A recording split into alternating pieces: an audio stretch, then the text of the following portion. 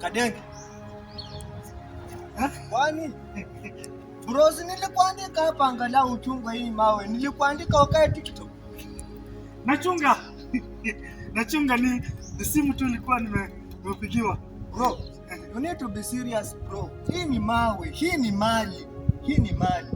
Na kitu yote ikipotea hapo jua ni pesa mingi imeenda. Hakuna kitu imepotea. Kila kitu iko sawa. Wewe naona umesuba kwa TikTok. Kwani kukaa kwa simu ni vibaya? Kuchat kidogo unasema nimekaa kwa TikTok. Mbona unapenda kunichunguza kwa mambo yangu? Unapenda kunifuatilia hata kazi zangu. Huwezi kunipatia kazi na uko unanichunguza kila wakati bwana. Bro, nimekutoa ushago nikuje nibadilishe maisha yako huku Nairobi. Lakini wewe umefika hapa, mimi nataka utumia hii mawe kulinda angalau watu akikuja kununua ikusaidie. Wewe umesubaa hapa starehe za ushago. Unitoa ushago haimaanishi unisomee kila wakati. Haimaanishi kama ushanipea kazi bora ama kuna kitu imepotea.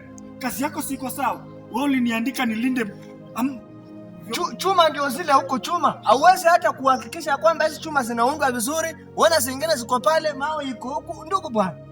Hii ni mali. Najua hii ni mali lakini acha kunifuatilia mambo yangu. Mambo ya kuniongelesha vibaya kila wakati na hiyo ni kuninyima haki zangu. Kama wewe umeshindwa, kama uwezi na uwezana maisha ya Nairobi. Kwanza ona. Maisha ya Nairobi ni kazi. Kama unashindwa, wewe na kurudisha tu ushago. Nirudishe, nipatie fare nirudi nyumbani.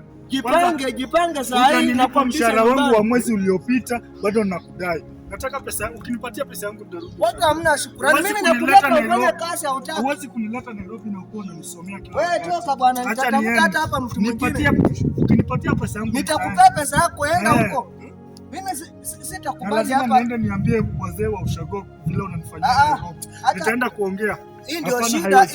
Hii ndio shida ya kusaidia watu wenye wako karibu na uko na wewe. Kila wakati hawana shukrani. Mimi hii mawe imenigharimu. Kila wakati mimi ninasumbukana weka hapa. Mtu anakuja hapa kwenda TikTok. Kwenda bwana. Mimi heri nitatafuta mtu mwingine. Usiniongelee vibaya, usiniongeleshe hivyo. Wajui jamani zinasumbua hapa watu. Nilisumbukana ndipo nikawa tajiri kwa hizi mali. Sasa mtu hawezi kuniletea mchezo. Nitatafuta mtu mwingine.